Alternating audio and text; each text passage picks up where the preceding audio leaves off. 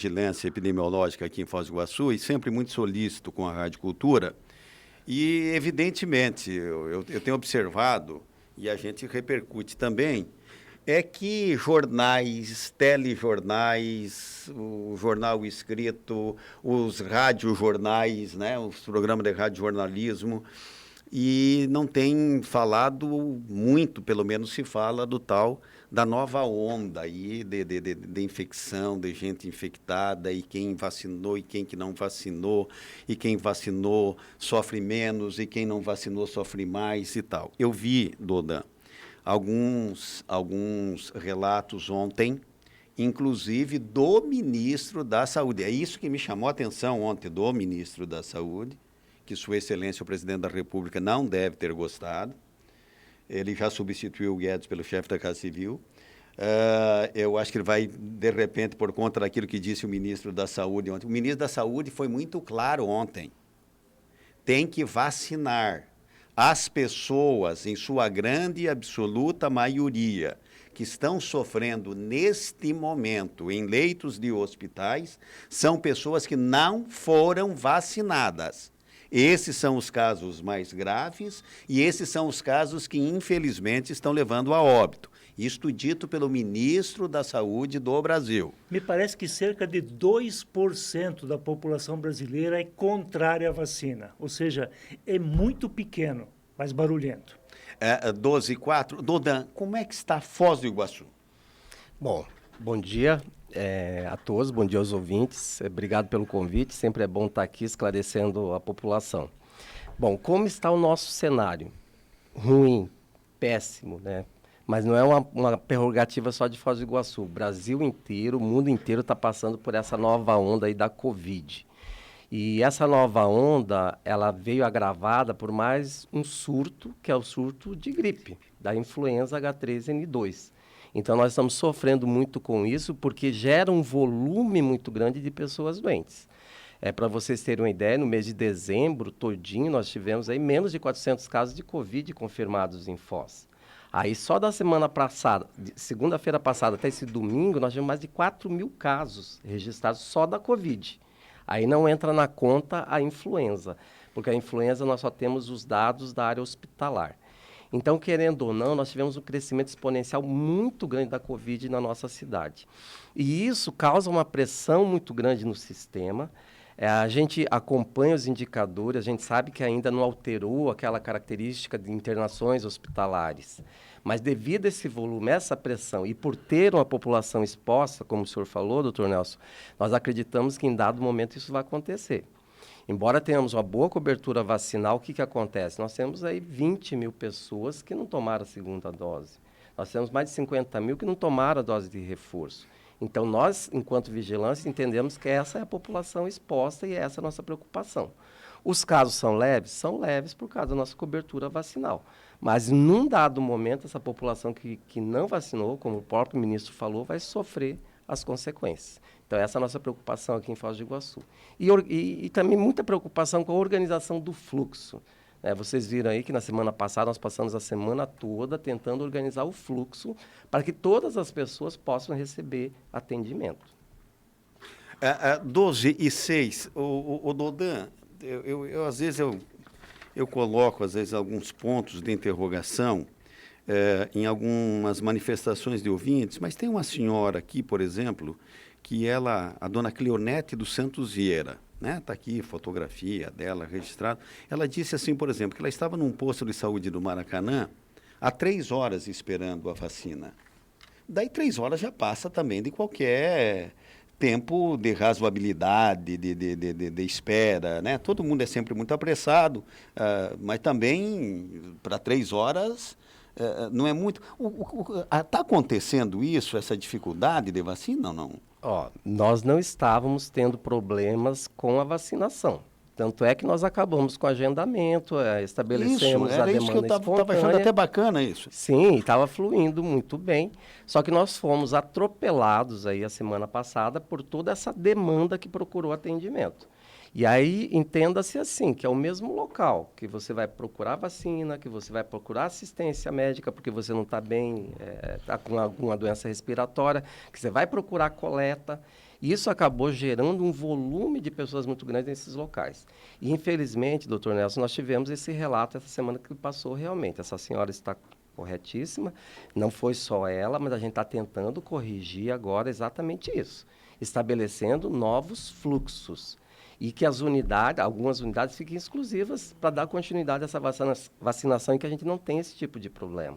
Me diz uma coisa, Duda, e aí eu passo para os demais colegas aqui, é o seguinte, eu tenho uma curiosidade quando eu vejo números, né? O Brasil, 75% de vacinados na média e tal, mas que estava ainda com aquele número, mas apenas 22, 23 milhões de pessoas foi em algum momento aferido que foram contaminados. Como tem os casos assintomáticos, como tem não sei o que, aquele que nunca cuidou de ver e pode até ter sido infectado e passado o tempo sem que se manifestasse e tal, eu sempre tive comigo que o número era muito maior.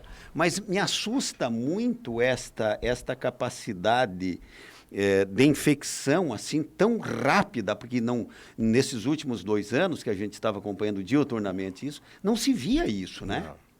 Não. Tem alguma explicação meio que parecida com a verdade, pelo menos? Tem algumas hipóteses, né? De fato, esses 2 anos nós não vivenciamos em nenhum momento uma situação como estamos vivenciando agora em relação ao número de casos confirmados. Nós tivemos uma situação crítica aqui em Foz do Iguaçu, que foi em março do ano passado, que nós registramos 300 casos em 24 horas. Sexta-feira passada, nós registramos mais de 1.000 casos. Então, nós estamos vivenciando uma situação que não passamos nesses 2 anos. Agora, a gente estuda e verifica e acompanha os indicadores e a gente sabe que existem, assim, algumas influências para que tenhamos esse cenário. A primeira delas já começou lá atrás, à medida que os números foram caindo. Né? O Brasil todo, e Foz do Iguaçu não foi diferente, começou a flexibilizar as medidas restritivas. Do ponto de vista de vigilância, quando isso acontece, a gente já entende que os casos vão aumentar, porque as pessoas estão circulando mais, estão trabalhando, estão indo, estão se aglomerando, mas nós nunca esperávamos que íamos ter um número como esse que a gente está tendo agora. Então, a flexibilização já foi um ponto importante. Aí, de quebra, veio Natal, Ano Novo. Nós estamos com o rescaldo dessas 2 festividades. A gente sabe que as pessoas se contaminam e manifestam isso 14 dias depois, que é o tempo de incubação. E nós temos um fator muito importante que está contribuindo com essa velocidade, a nova variante, a Ômicron, né, que já está aí no Brasil todo, já foi registrado em Foz do Iguaçu também, a circulação dessa nova variante.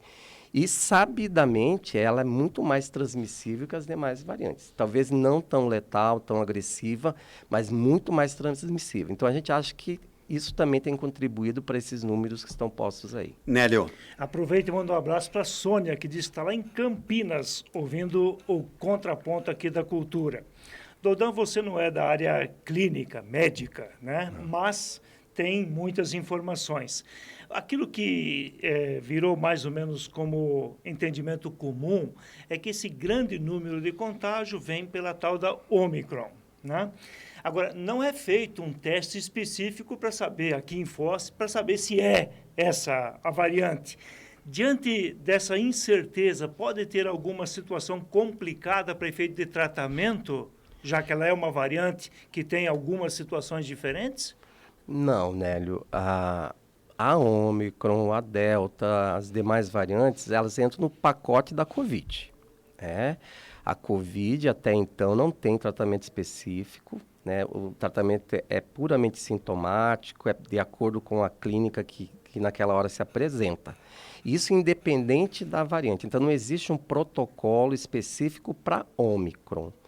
E só para esclarecer, como é que identifica a Ômicron? Tem que fazer sequenciamento genético, que nem é feito nos municípios do Paraná. É mandado para Curitiba tem as parcerias para fazer esse sequenciamento. E do ponto de vista de vigilância, a gente só quer constatar que ela está presente. Então, a gente já vislumbra um novo cenário. Então, isso que é feito aleatoriamente, pego algumas amostras de pacientes graves, hospitalizados, e desses sim pesquisados se a Ômicron está presente. Mas em relação a tratamento, não existe um tratamento específico para Ômicron e nem para as outras variantes. É que há uma informação de que ela seria mais grave para, por exemplo, situações cardíacas, com mais sequelas cardíacas. E não se sabendo qual é a variante que está no organismo, poderia ter alguma complicação. Na verdade, tem muitos estudos em andamento, né, Nélio? Sempre a gente tem que lembrar que a Covid é nova, gente. 2 anos é um tempo muito pequeno para você descobrir toda a potencialidade de um vírus pandêmico. Então, isso tem estudos, estão sendo feitos, mas nada comprovado ainda. O que me chamou muito a atenção, Nélio, foi o seguinte, por exemplo, Curitiba, eu estava vendo secretária lá de saúde, num programa de televisão lá conversando, e o pessoal dando uma informação. O momento mais crítico em Curitiba era que uma pessoa tinha o potencial de contaminar 1,5, uma pessoa e meia, 2 pessoas no máximo. Nesse momento está mais do que 3. Entendeu? Ou pelo menos a semana passada estava mais do que 3. Aqui também, doutor. E ninguém estava, quem entende do riscado, que se ocupa disso pelo menos, não estava entendendo o que era aquilo. Esse potencial todo com essa capacidade tão rápida de disseminar. Diga, Dante.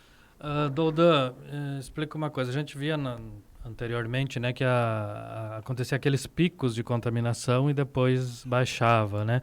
A gente pode dizer que, como também é mais rápida essa transmissão, a gente talvez já esteja num pico e daqui para frente comece a se estabilizar. Dá para saber disso? Não, como eu estou sempre falando, né, são tudo hipóteses, né? Nós estamos acompanhando o que está acontecendo no mundo, né, na Europa principalmente, e alguns países demonstraram isso, que realmente tem esse pico, está tendo, né, esse pico, e alguns países já começou a baixar. Alguns países da Europa, eles estabeleceram aí 8 semanas. Então, baseado nesses cenários que a gente vai avaliando, a gente espera que aconteça o mesmo no Brasil e em Foz, né? Que tem esse pico agora janeiro, fevereiro ainda tem um rescaldo disso, tem a pressão intra-hospitalar lá, mas que daí já comece a baixar essa onda. Então, nós acreditamos que até março a gente já esteja no outro cenário e que Deus diga amém. Tem especialistas arriscando dizer que a Ômicron seria o fim da pandemia. Né? Outros dizendo que não é bem assim, né? Mas... Seria o antídoto natural, né? Será que dá para isso, a gente já acompanhou, o Reino Unido está afirmando isso, a França está afirmando isso, que a Ômicron seria uma sinalização de final de pandemia.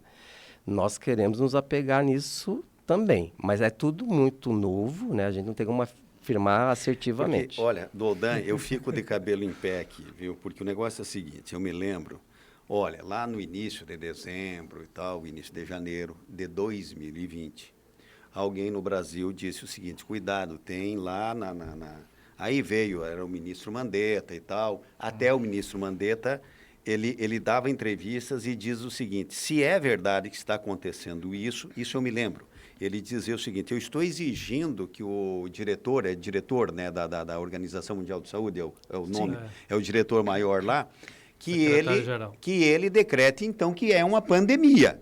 Se é verdade, e eu acho que nisso estava certo o Mandetta, então. Daqui a pouco alguém diz, é uma pandemia, vamos ter o cuidado, então, né, universal aqui em relação a esse problema. Mas, aforante as imagens da China, que a gente nunca sabe o que é aquilo e tem que adivinhar, tem alguns que conseguem adivinhar, mas aforante, o primeiro retrato que se deu, e é isso que eu quero dizer assim, dos diagnósticos, ou prognósticos, pelo menos, de futurologia que foram feitos errados, foi a Itália. O primeiro retrato do mundo ocidental aqui, né, aquela desgraça toda. Não, mas daí é o seguinte, o problema é que lá é porque é frio, porque está nevando, porque não sei o que. Lembra disso? Lembro, nós aqui não, nós somos um país tropical, alto lá, não vai ser assim. Sabe onde é que pegou para valer de início? Manaus. Ceará. Né? Que é Quente. Que é o lugar, vamos dizer assim, de temperatura, a maior média de temperatura no Brasil. Daqui a pouco não sei o quê, porque lá no Rio Grande do Sul, o Rio Grande é valente, usa bombacha, daqui a pouco deu lá também. Daí pegou Foz e pegou na Santa Terezinha de Itaipu e foi de rodão. Que eu não ia pegar os de bombacha. Que não ia pegar os de bombacha. Pegaram os de bombacha também. Pegou todo mundo. E agora essa história, sabe? Daí vai ter uma... Porque já tem gente, sabe, dando receita. Não, vai ser um antídoto natural, porque veja bem, quando você é picado pelo mosquito da dengue, daquela dengue você não vai ter mais dengue. Daí tá, é uma verdade científica até, mas vai ser assim com a Covid? É desse jeito assim? Não é, né? Não dá para a gente pensar assim, né? Não, na verdade, doutor Nelson, o senhor relembrou fatos importantes aí da pandemia, né? Nós temos que lembrar, no primeiro ano de pandemia, todos se julgavam epidemiologistas, né? Matemática era epidemiologista, professor era epidemiologista, os médicos todos se apropriaram da epidemiologia aí. E, de fato, a maioria das afirmativas em relação à pandemia não se concretizaram, nem do Mandetta. Eu me recordo muito que o Mandetta ele fez um desenho, né, de aceleração, de contenção, de mitigação. Eu falo isso porque nós, da vigilância, é a nossa fala, porque a gente se espelha lá no Ministério. Eu também falava isso aqui em Foz do Iguaçu. Calma, pessoal, vai ter o pico, vai acalmar. E não aconteceu. Então, a pandemia é muito diferente de tudo que a gente já vivenciou. A gente sempre associa muito assim, o que está acontecendo com a gripe espanhola, que aconteceu há 100 anos atrás. 100 anos. Então, é tudo muito novo. Que, aliás, que eu não sei porque ela tem o nome espanhola, né? Não sei quem foi o infeliz que botou o nome. Verdade. Que apareceu lá o primeiro caso, embora ela fosse americana. Ela foi americana, foi com, vamos dizer assim, um grupo de soldados americanos que foram combater lá na Primeira Guerra Mundial, e aquilo se alastrou para o mundo. Daqui a pouco é espanhola, mas tudo bem, ficou como espanhola. Mas concluindo, daí a nossa referência enquanto serviço, enquanto vigilância, sempre foi a pandemia de influenza, do H1N1 que nós tivemos em 2009, que foi um aprendizado muito grande, e por isso também que a gente fazia essas afirmações, porque teve um comportamento assim, o H1N1. Teve o seu pico, teve um controle e a queda. Isso aí durou menos de um ano. Tivemos 25 mortes num ano, que a gente achou um absurdo na época, 25 pessoas morrerem por influenza. E daí a gente se apegava muito nesse modelo, que foi o nosso modelo de enfrentamento aqui na cidade. Depois a gente viu que a gente estava tratando de uma coisa muito mais complexa, com a magnitude muito maior e muito diferente o comportamento do H1N1. Doldan, apenas para especular, claro, você não vai responder como um médico, mas do jeito que apareceu um Tamiflur, que não estava no script da HN1, e daqui a pouco alguém diz assim, não, mas isso aqui é bom para isso, hein? Isso aqui existe, você acha que existe alguma droga, ou essas drogas que são... digamos assim, contadas por aí e tal, realmente possa causar algum efeito preventivo ou que possa ajudar no enfrentamento da ação do vírus? Nessa pandemia surgiram muitas drogas, né? E frutos de polêmicas, né? Que foi muito ruim aí para os serviços, para quem faz todo o acompanhamento clínico e para a própria evolução da Covid. Foi muito negativo, inclusive. Mas assim, doutor Nelson, infelizmente a gente estuda, a gente acompanha, atualmente não tem nenhuma droga efetiva.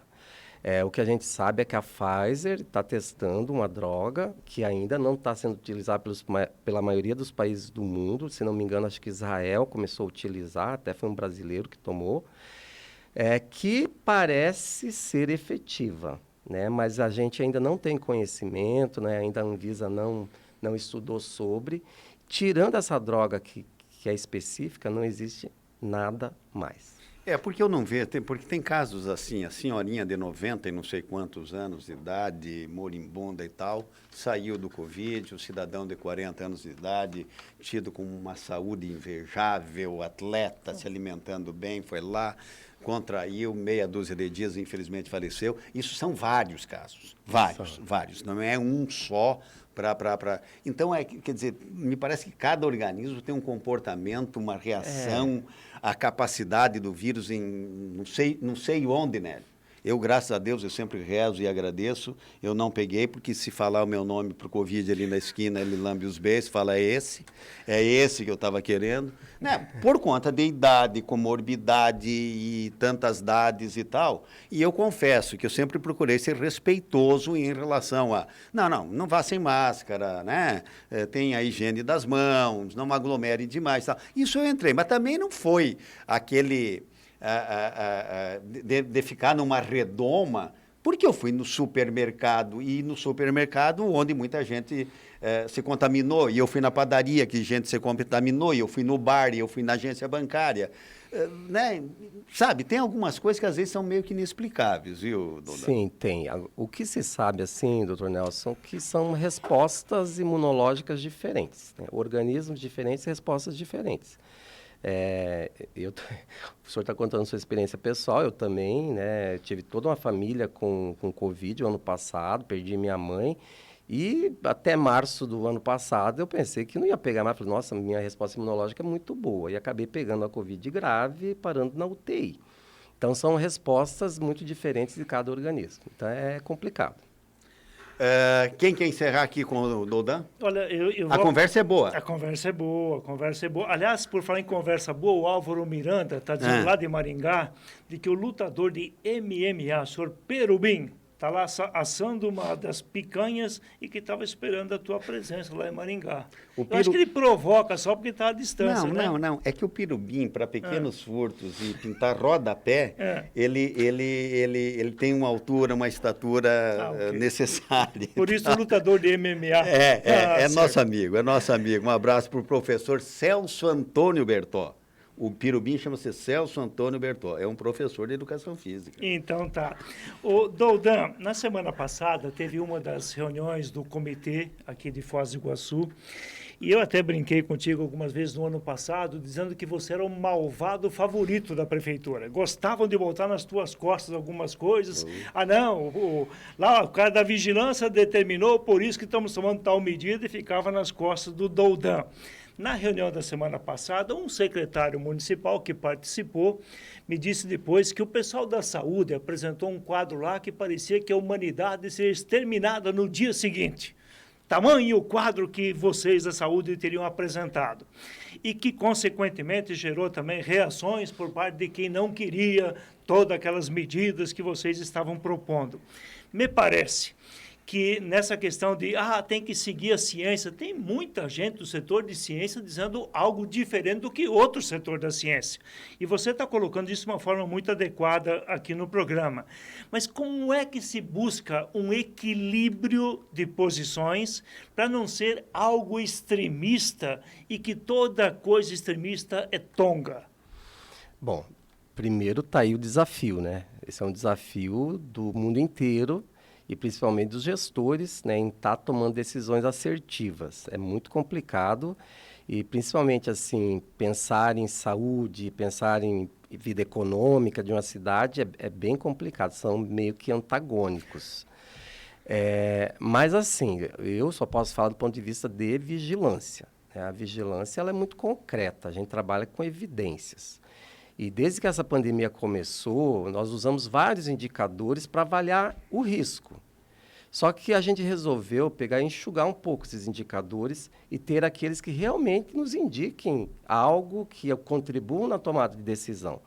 Então, aí nós avaliamos o que hoje? A média móvel do número de casos, a média móvel dos óbitos, a taxa de internação, né, e ocupação de leitos e a taxa de reprodução do vírus.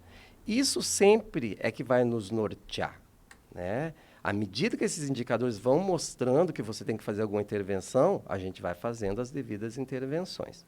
Aí está todo mundo aí que está ouvindo se questionando, mas por que já não adotaram medidas restritivas? Por que não fizeram lockdown? Por que não implantaram o toque de recolher novamente? Porque os nossos indicadores de taxa de ocupação e de mortes estão inalterados. Então, não seria inteligente a gente tomar, neste momento, essas medidas. Mas nós não as descartamos. E assim, né? Infelizmente, eu sou o malvado favorito, eu e minha equipe, e nós temos por obrigação alertar os gestores, né? Então, o nosso cenário sempre é o pior. né? Porque é mais fácil trabalhar nessa ótica, né? Com o pior. Se ele não se concretiza, é melhor para nós. São 12 horas e 26 minutos. Dodan, muito obrigado pela tua participação aqui.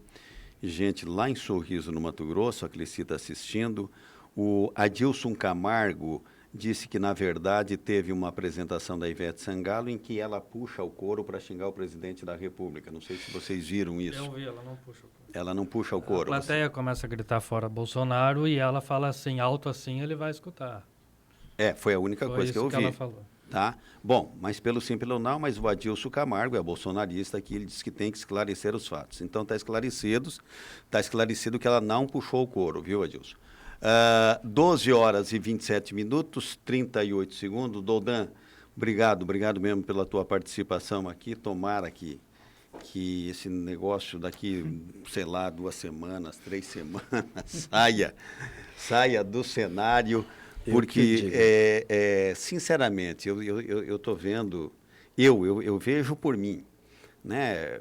Porque daí você se programa para alguma coisa, né? Por exemplo, já o carnaval, por exemplo, já não tem mais carnaval, acabou, já não tem mais discussão de carnaval hoje no Brasil. Não sei aqui em Foz já decretado que não terá. Aí eu já começo a pensar também assim, vem o futebol, que aglomera muita gente. Tem torcedor aí que está há 2 anos querendo ver o time dele no estádio de futebol. É possível que daqui... É possível, não estou dizendo que vai ter, mas é possível que daqui, sei lá, 20, 30 dias alguém diga o seguinte, né? Isolamento não tem, acabou, fechou, e alguns segmentos do comércio. Então, gente, sei lá, mas o que eu sei, o que eu vi, e que aí o meu grau de inteligência e de raciocínio, eu acho que eu estou com razão, eu e milhões e bilhões de pessoas no mundo, é o seguinte: a única coisa que veio de novo, que freou, que diminuiu muito e drasticamente o número de óbitos é uma coisa chamada vacina, tá? São 4 os métodos que eu não vou aqui querer ser professor de como é que se faz, mas eu sei que cientificamente são 4 métodos adotados por laboratórios e tal, né? E o que a gente sabe da vacina? Se tem alguma ocorrência, digamos assim, adversa numa pessoa ou outra, é um número muito, muito, muito, muito insignificante para a gente ficar com o argumento de que cuidado que a vacina vai te matar, cuidado. Porque, caramba, entre eu tomar a primeira dose e a terceira dose, são passados quase 1 ano. Em número de meses, quase 1 ano. Né? Nério, eu acho que penso que é a mesma coisa, Dodan, a mesma coisa. Dodan, a título de curiosidade, você já tinha sido vacinado ou não quando eu tinha tomado a primeira dose. Tinha tomado a primeira e que mesmo eu acredito que contribuiu muito para que eu fizesse um quadro favorável. Né? Se não tivesse tomado nenhuma, quem sabe seria então, muito mais grave. Tá? Mas o fato, eu acho que eu não estou errado nesse tipo de coisa, né? Não está errado. Hoje a palavra de ordem nesse enfrentamento da Covid é vacinação. Isso está provado. Né? Nós temos números mostrando isso, esse decréscimo das mortes, decréscimo de internamentos, de quadros graves, graças à vacinação. Agora 12h30, intervalo comercial, e voltamos para terminar o Contraponto da Cultura, Rádio Cultura Foz do Iguaçu, AM 820, Rede Costa Oeste de Rádio.